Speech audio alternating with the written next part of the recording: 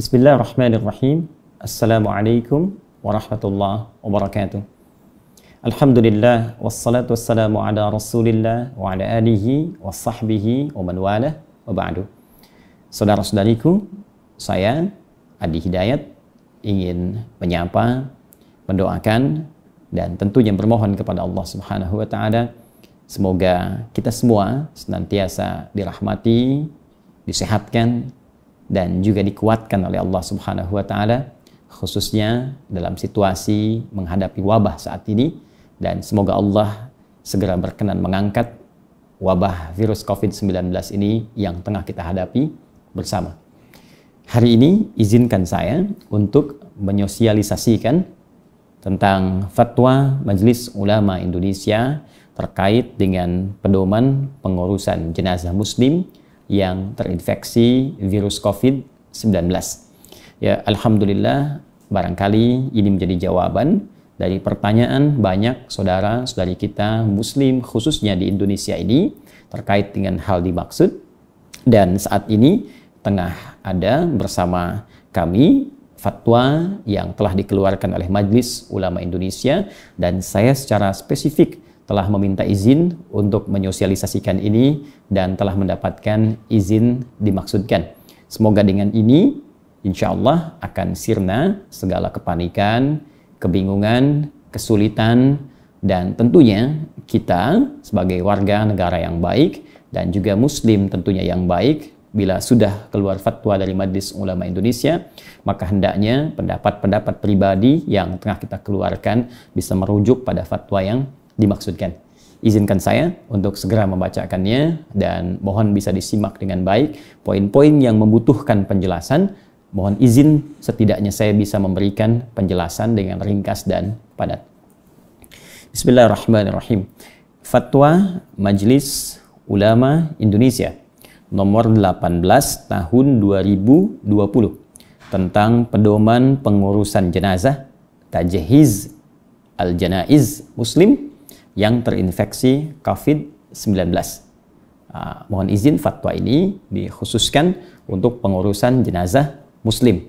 Jadi mungkin yang non-muslim ada petunjuk-petunjuk dari pemuka atau tokoh-tokoh agama yang terkait dengan itu. Ketentuan umum dalam fatwa ini yang dimaksud dengan: 1. Petugas adalah petugas muslim yang melaksanakan pengurusan jenazah. Nanti dalam poin-poin fatwa yang dimaksudkan akan didapati istilah petugas yang dimaksud petugas muslim yang mengurusi jenazah. Kemudian yang kedua, syahid akhirat adalah muslim yang meninggal dunia karena kondisi tertentu, antara lain karena wabah atau ta'un, tenggelam, terbakar, dan melahirkan, yang secara syar'i dihukumi dan mendapat pahala syahid. Dalam kurung dosanya diampuni dan dimasukkan ke surga tanpa hisab, tetapi secara duniawi hak-hak jenazahnya tetap wajib dipenuhi. Saya sedikit saja ingin memberikan penjelasan di poin ini supaya kita bisa memahami bahwa di dalam Islam syahid itu dibagi 3. Nanti ada syahid dunia wal akhirah, ya di dunia dinilai syahid, di akhirat pun ditetapkan syahid. Ya, ini seperti orang yang berjuang langsung di medan perang, ketika ada tuntutan untuk berjihad di medan perang, kemudian ia wafat dengan niat ibadahnya, berjuang di jalan Allah Subhanahu wa taala. Maka ini yang dimaksud syahid dunia wal akhirah. Maka ia dikuburkan dengan pakaian yang melekat pada dirinya tanpa harus dimandikan atau dikafani kembali.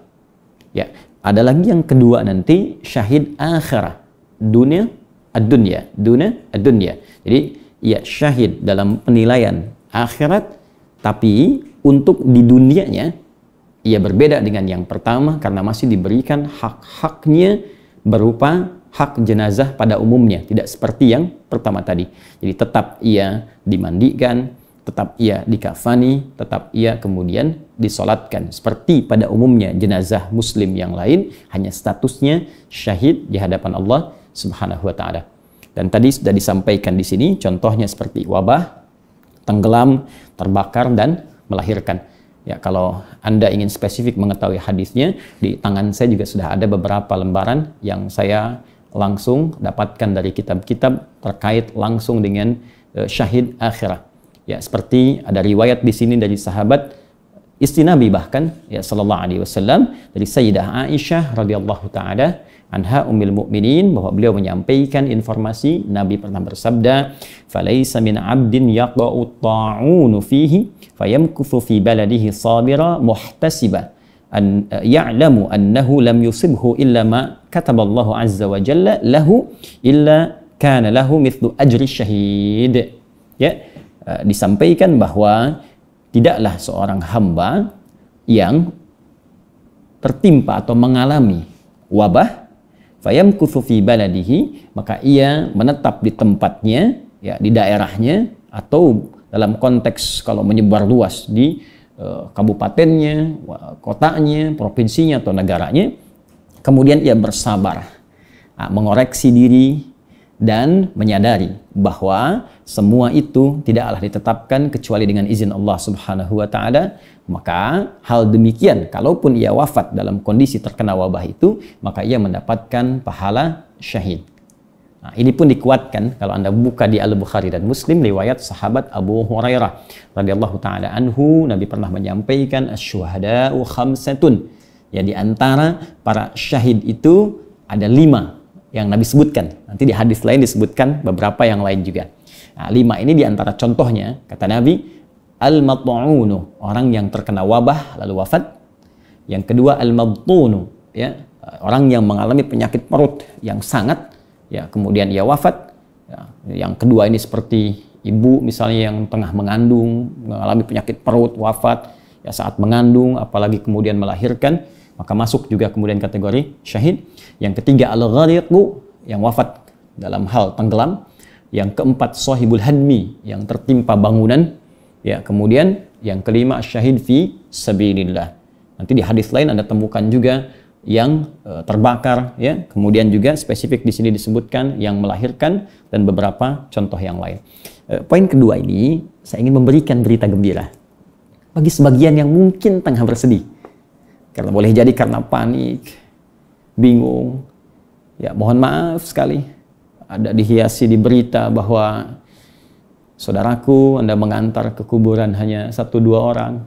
Bahkan mungkin terasa sunyi, tidak ada orang mengantarkan, tidak seperti hari-hari biasanya. Demi Allah saya katakan, Anda mendapat berita gembira. Bahwa statusnya insya Allah dengan rahmat Allah Subhanahu wa ta'ala yang wafat syahid. Allah mengangkat derajatnya. Kenapa kita yang masih hidup bersedih? Tugas kita sekarang mengisi dengan beramal saleh, ya, sabar dengan kondisi ini, karena Allah telah memberikan berita gembira kepada kita melalui lisan nabinya. Tinggal kita yang mengisi hari-hari dengan penuh kebaikan. Itu poin terbesar yang kita mesti sadari. Sehingga insya Allah dalam situasi ini pun kita berjuang untuk menutup supaya virus tidak menyebar kepada yang lainnya. Saat bersamaan Allah berikan penegasan lewat Nabi kita sallallahu alaihi wasallam bahwa perjuangan kita diapresiasi oleh Allah. Yang wafat syahid, yang hidup pun mendapatkan pahala yang tidak sedikit dengan izin Allah Subhanahu wa taala. Kemudian poin nomor 3 dalam ketentuan umum, APD, alat pelindung diri, adalah alat pelindung diri yang digunakan oleh petugas yang melaksanakan pengurusan jenazah. Jadi kalau ada istilah APD, yang dimaksud tadi yang kami jelaskan. Baik, saya masuk pada ketentuan hukum. Ya, 1. Menegaskan kembali ketentuan Fatwa MUI nomor 14 tahun 2020 angka 7 yang menetapkan pengurusan jenazah tajhiz al-janaiz yang terpapar COVID-19, terutama dalam memandikan dan mengafani, harus dilakukan sesuai protokol medis dan dilakukan oleh pihak yang berwenang dengan tetap memperhatikan ketentuan syariat. Sedangkan untuk mensalatkan dan menguburkannya dilakukan sebagaimana biasa dengan tetap menjaga agar tidak terpapar COVID-19. Fatwa ini telah saya sampaikan di sosialisasi sebelumnya, dan ini fatwa yang nomor 18 tahun 2020 adalah penegasan dari yang kemarin pernah disampaikan. Poin 2, umat Islam yang wafat karena wabah COVID-19 dalam pandangan syara termasuk kategori syahid akhirat yang tadi saya sampaikan, dan hak-hak jenazahnya wajib dipenuhi, yaitu dimandikan, dikafani, disolati, dan dikuburkan.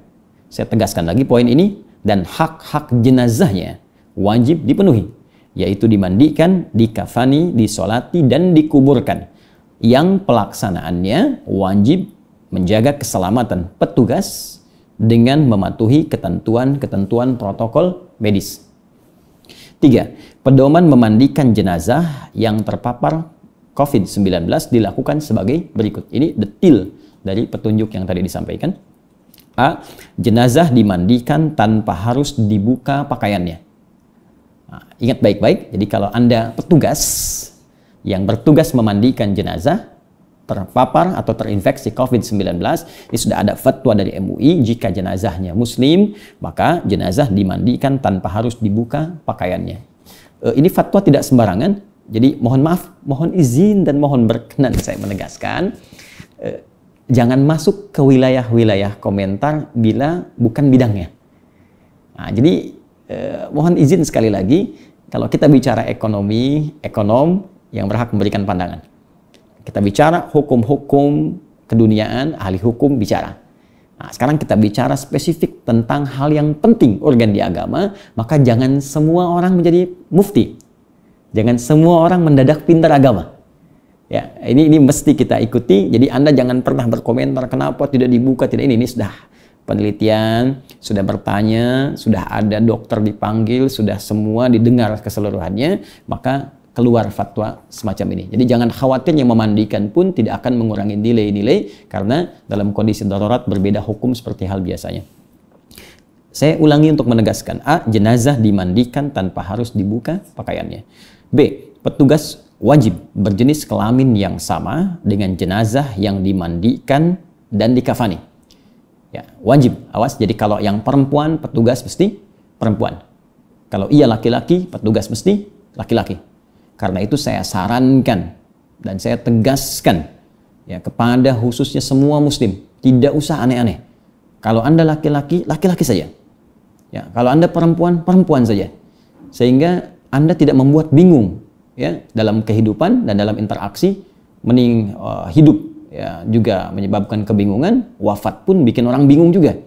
Ya, jadi kalau Anda laki-laki, nanti yang mengurus laki-laki, kalau Anda perempuan, yang mengurus perempuan. Jadi tolong dari sekarang, dan saya membantu mendoakan, kalau memang laki-laki cukup jadi laki-laki, perempuan cukup perempuan, sehingga saat wafat pun nanti yang mengurusi kemudian mudah dalam pelaksanaannya.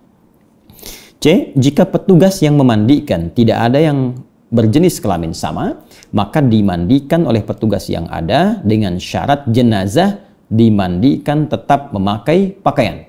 Jika tidak, maka ditayamumkan.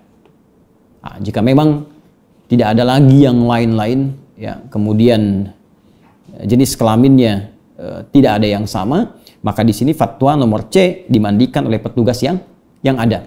Ya, tapi ini dalam kondisi yang sangat mendesak dan kondisi yang memang sangat tidak ada lagi, dan ini hampir sulit ditemui. Jadi kalau memang ada, jangan mencari-cari yang tidak ada, dan jangan menggunakan ya kondisi yang C ini jika yang B-nya masih ada.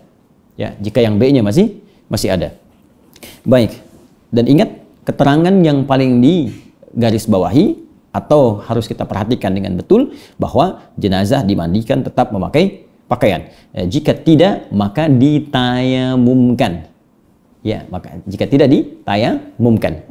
Mohon izin, di urutannya tetap memandikan dengan air seperti biasa. Jika kesulitan, maka tayamum. Ini sudah standar. Ya, mandikan kemudian tayamum. D. Petugas membersihkan najis jika ada sebelum memandikan.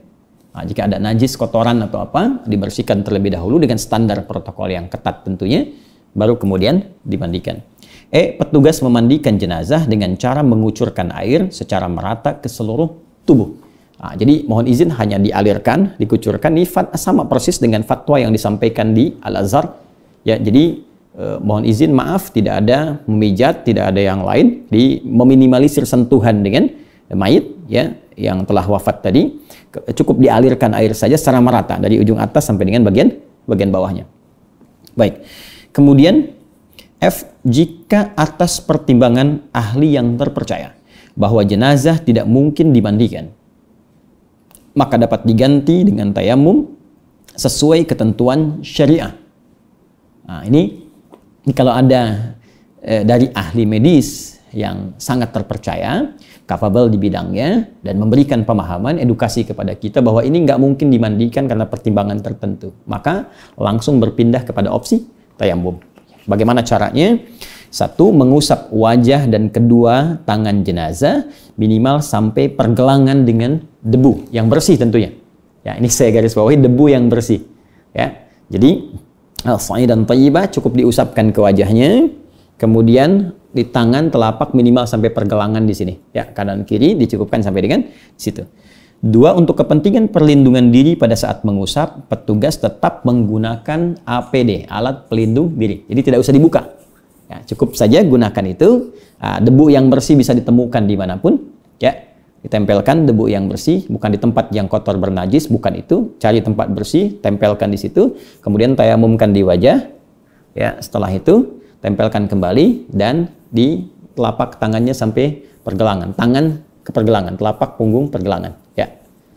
Baik.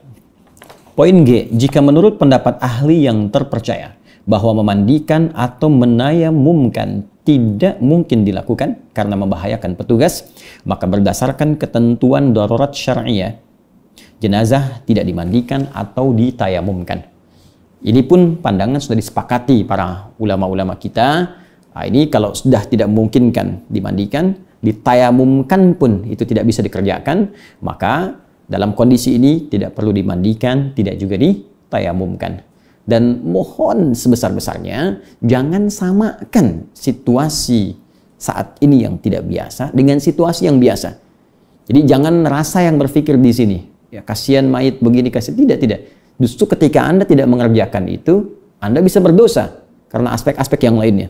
Ya, jadi di sini pertimbangannya jelas pertimbangan darurat yang tidak sama dengan waktu-waktu atau keadaan biasa. Kemudian 4. Pedoman mengafani jenazah yang terpapar COVID-19 dilakukan sebagai berikut. Jadi poin 3 tadi untuk memandikan, saya mohon izin untuk menyimpulkan dengan cepat bahwa dia dimandikan oleh petugas sesuai dengan jenis kelamin mayit, jika laki-laki oleh laki-laki, jika perempuan oleh perempuan, jika sama sekali tidak ditemukan yang sejenis, maka tetap dimandikan oleh petugas yang ada dengan tetap menggunakan pakaiannya bagi mayit. Tidak dibuka, tetap gunakan pakaiannya dan petugas pun menggunakan alat pelindung diri. Kemudian memandikan cukup dengan mengalirkan air saja, ya, sehingga meminimalisir sentuhan kepada mayit. Dan yang terakhir, jika pun tidak ditemukan atau kesulitan menggunakan air berdasarkan keterangan ya dari pihak yang terpercaya secara medis, ya maka cukup ditayamumkan. Dan bila memang tak mungkin dimandikan juga beresiko bila ditayamumkan, maka tidak dimandikan dan tidak ditayamumkan. Mengafani, poin A. Setelah jenazah dimandikan atau ditayamumkan, atau karena darurat syariah tidak dimandikan atau ditayamumkan, maka jenazah dikafani dengan menggunakan kain yang menutup seluruh tubuh dan dimasukkan ke dalam kantong jenazah yang aman dan tidak tembus air untuk mencegah penyebaran virus dan menjaga keselamatan petugas. Ini penting untuk diketahui. Jadi ada beberapa bagian di sini untuk bisa mengafani. Jadi menggunakan kain kafan biasa ditutup, ya. Kemudian menutup seluruh tubuh, sudah jelas seperti biasa, lalu dilapis lagi ya dengan lapisan yang sekiranya bisa menjaga keamanan dan memproteksi virus untuk menyebar ke sekitarannya. Ya, ini kita dapati di sini diberi contoh kantung jenazah, ya, ada yang sebagian menggunakan plastik dan sebagainya. Saya tekankan sekali lagi, tolong dipahami baik bahwa ini kondisi darurat, beda dengan kondisi biasa. Ya, jadi jangan sampai kita menilai kasihan mayit padahal Allah telah mengangkatnya menjadi syahid, sementara kita sendiri berbuat salah dengan itu dan memberi peluang kepada orang lain untuk tertular misalnya, ya. Kemudian B, setelah pengafanan selesai, jenazah dimasukkan ke dalam peti jenazah yang tidak tembus air dan udara dengan dimiringkan ke kanan, sehingga saat dikuburkan jenazah menghadap ke arah kiblat.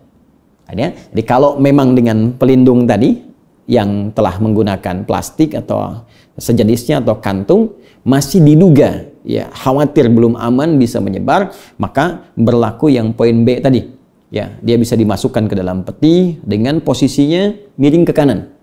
Ya, jadi nanti begitu dimasukkan ke kuburnya, itu posisi sudah menghadap ke arah kiblat. Ya, seketika dimiringkan.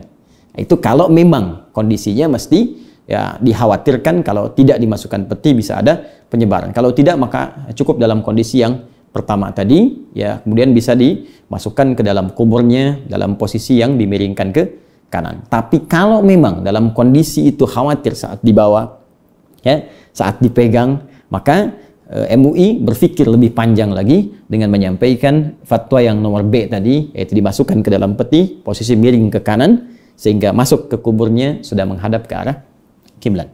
C. Jika setelah dikafani masih ditemukan najis pada jenazah, maka petugas dapat mengabaikan najis tersebut. Nah, dianggap sudah ini kondisi darurat, sudah dikafani, ada najis lagi, itu bisa diabaikan. Ini petugas ya, petugas yang memandikan, mengafani telah selesai. Maka ini kondisi tidak sama, tidak seperti kondisi biasa. Kemudian 5. Pedoman menyolatkan jenazah yang terpapar COVID-19 dilakukan sebagai berikut. Sudah dimandikan, sudah dikafani, bagaimana dengan penyolatannya? A. Disunahkan menyegerakan salat jenazah setelah dikafani. Dimohon tidak ditunda-tunda, setelah dikafani selesai, segera disolatkan. Ini sangat jelas. B. Dilakukan di tempat yang aman dari penularan COVID-19. Ya, mohon izin sekalipun misal ya keluarga ingin menyolatkan tertentu, maka ini mesti mengikuti protokol kesehatan. Ya, saya sekali lagi mesti mengikuti protokol kesehatan. Ya, jadi kalau memang diduga semua baik, aman, silahkan disolatkan. Kalaupun tidak ada orang-orang banyak datang, jangan khawatir, statusnya syahid di hadapan Allah.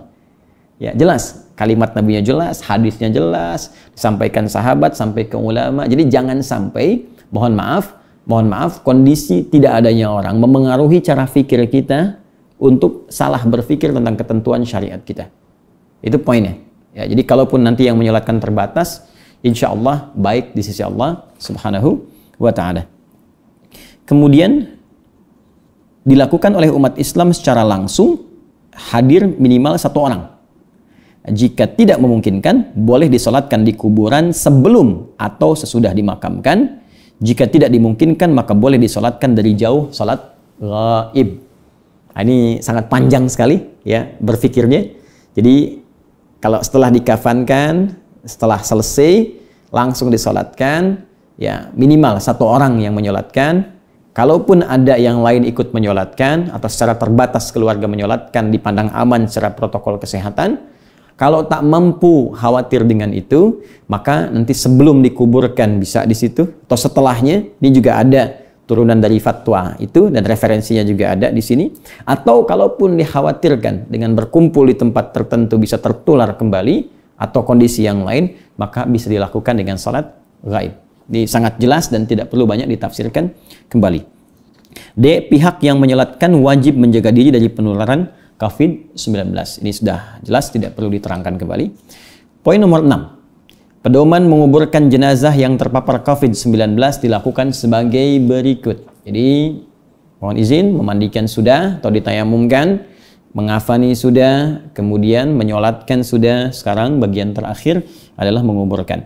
A. Dilakukan sesuai dengan ketentuan syariah dan protokol medis. Ingat, ketentuan syariah dan protokol medis. Jadi mohon izin di sini tidak akan bertentangan antara protokol medis dengan ketentuan syariah. Di dalam Islam itu selalu ada maslahat nilai-nilai kebaikan. Jadi nggak mungkin ada pertentangan antara nilai-nilai medis dengan ketentuan syariat. Di ketentuan syariat dikerjakan, jangan sampai disalahi, dan protokol medis juga didengar supaya bisa menjaga keadaan itu berlangsung dengan aman. Kemudian B. Dilakukan dengan cara memasukkan jenazah bersama petinya ke dalam liang kubur tanpa harus membuka peti, plastik, dan kafan. Ini kondisi yang tadi saya sebutkan di poin yang keempat itu, ya. Poin yang keempat B, dimasukkan ke dalam peti. Jadi memang dalam kondisi yang tadi saya sebutkan, khawatir ada penularan, kalau masuk plastik, masuk kain, terangkat juga khawatir, masukkan ke peti. Dan di sini ditegaskan kembali, dalam memasukkan ke kuburnya pun dimasukkan dengan petinya langsung, dengan kondisi yang tadi telah disebutkan sebelumnya, dimiringkan ke kanan sehingga saat dimasukkan langsung menghadap ke arah kiblat tanpa harus membuka peti, plastik dan kafan. Baik. C. Penguburan beberapa jenazah dalam satu liang kubur dibolehkan karena darurat. Ad-darurah asy-syar'iyyah sebagaimana diatur dalam ketentuan Fatwa MUI nomor 34 tahun 2004 dengan tentang pengurusan jenazah. Saya ulangi, sebagaimana diatur dalam ketentuan Fatwa MUI nomor 34 tahun 2004 tentang pengurusan jenazah. Tajhiz al-janaiz dalam keadaan darurat. Jadi kalau memang tidak ditemukan mohon maaf, tempat kubur yang lain atau kesulitan, boleh dalam satu liang kubur dengan kondisi-kondisi yang sifatnya darurat. Jakarta, 27 Maret 2020 Masehi. Majelis Ulama Indonesia, Komisi Fatwa, Ketua Profesor Dr. Haji Hasanuddin AF, Sekretaris Dr. Haji Muhammad Asrarun Ni'am Saleh MA, mengetahui Dewan Pimpinan Majelis Ulama Indonesia, Wakil Ketua Umum Kiai Haji Muhyiddin Junaidi MA, Sekretaris Jenderal Dr. Haji Anwar Abbas MMAG. Demikian fatwa tentang pedoman pengurusan jenazah muslim yang terinfeksi COVID-19 sesuai dengan fatwa MUI. Saya telah menyampaikan, semoga menjadi pedoman dan semoga Allah memberikan kemudahan kepada kita untuk bisa mengikuti apa yang ditunjukkan oleh para ulama kita yang bersumber pada keterangan Al-Quran dan Sunnah Rasulullah Sallallahu Alaihi Wasallam. Akhirnya semua kembali kepada Allah. Setiap kita tercipta oleh Allah Subhanahu Wa Taala dan pasti akan kembali kepada Allah. Yang paling penting, jangan sampai dengan adanya ujian ini justru kita semakin jauh dari Allah Subhanahu Wa Taala. Duhai Anda yang merasa takut dengan virus ini, hingga Anda berusaha untuk bisa berlari dan khawatir dari kematian sampai masuk ke rumah-rumah, saya ingin katakan, syarat wafat bukan corona. Syarat wafat bukanlah virus. Syarat wafat bukanlah penyakit. Syarat wafat adalah ketika ajal tiba dan maut datang untuk menjemput kita pulang kepada Allah Subhanahu Wa Taala. Jangan sampai situasi ini pun menjadikan kita jauh dari Allah.